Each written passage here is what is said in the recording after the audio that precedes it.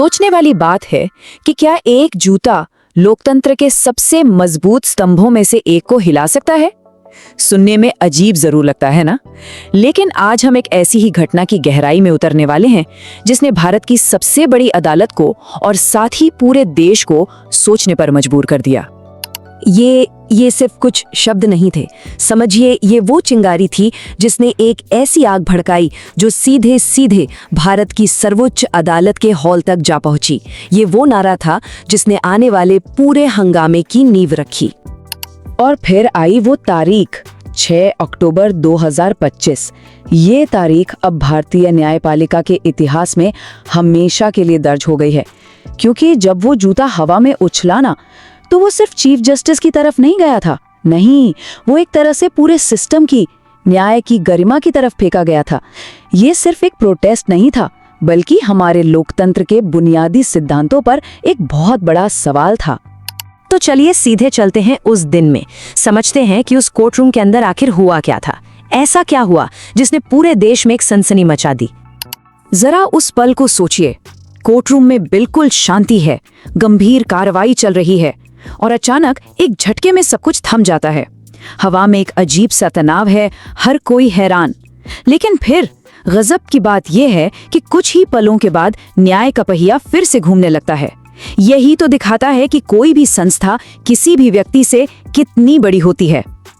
अब देखिए, इस घटना की गूंज सिर्फ उस अदालत की दीवारों तक सीमित नहीं रही, इसकी आवाज दूर तक गई, और इस पर जो लीगल कम्युनिटी का रिएक्शन आया ना, वो एकदम तेज था और उतना ही निर्णायक भी। इस पूरी कार्रवाई के सेंटर में एक ही प्रिंसिपल था, एक ही सिद्धांत, न्यायालय की गरिमा। अब ये सिर्फ कोई भारी भरकम किताबी बात नहीं है। इसका सीधा सा मतलब ये है कि जस्टिस सिस्टम पर लोगों का भरोसा बना रहे, और इस भरोसे को बनाए रखने के लिए इस तरह के कदमों के असल दुनिया में बहुत गंभीर परिणाम होते हैं। सिर्फ एक नंबर, लेकिन इस नंबर के पीछे एक बहुत बहुत बड़ा संदेश था। बार काउंसिल ऑफ इंडिया ने एक पल की भी देरी नहीं की। सोचिए, एक वकील, एक लाइसेंस, और उसे फौरन सस्पेंड कर दिया गया। ये एक साफ साफ संदेश था, एक लकीर खींच दी गई थी। तो ये सिर्फ एक सजा नहीं थी, समझिए, ये एक तरह से पूरे लीगल प्रोफेशनल के लिए एक रिमाइंडर था, एक याद दिलाने जैसा था कि कुछ नियम तोड़ने के लिए नहीं होते। अदालत की गरिमा बनाए रखना एक वकील के काम का, उसके कर्तव्य का सबसे बुनियादी हिस्सा है। इसमें कोई अगर या मगर की गुंजाइश ही नहीं है। लेकिन एडवोकेट राकेश किशोर के लिए मुश्किलें यहीं खत्म नहीं हुई, बिल्कुल नहीं, बल्कि ये तो बस शुरुआत थी। लाइसेंस तो गया, अब उन पर क्रिमिनल कानून का शिकंजा कसने वाला था। और बस फिर क्या था, पूरी कानूनी मशीनरी फुल स्पीड में काम पर लग गई। पहले हिरासत, फिर सबूतों की जांच, और देखते ही देखते एफआईआर की मांग भी उठने लगी। इससे साफ पता चलता है कि सिस्टम ने इस घटना को कितना सीरियस लिया था।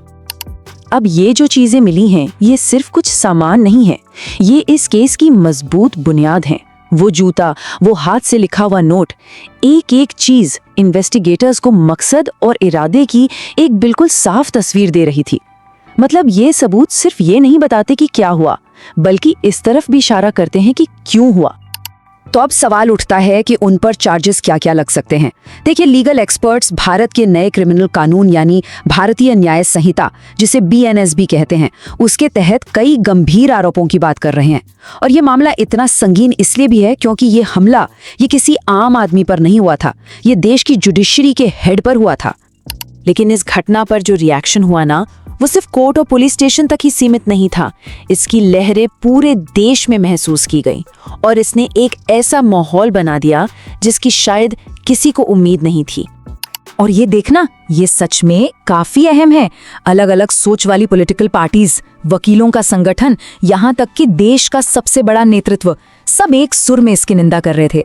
ये दिखाता है कि जब बात डेमोक्रेसी के पिलर्स की आती है तो सारे मतभेद भुला दिए जाते हैं, क्योंकि जुडिशरी की आजादी एक ऐसा मुद्दा है जिस पर कोई समझौता हो ही नहीं सकता।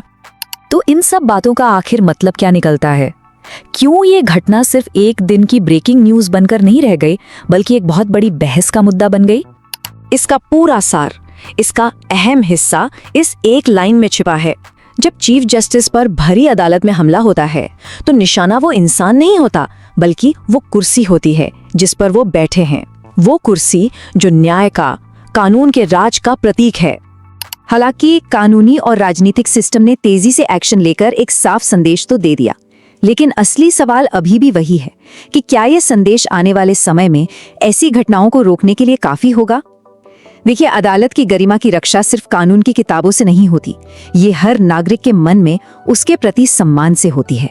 और ये घटना उसी सम्मान पर एक बहुत बड़ा सवालिया निशान छोड़ गई है।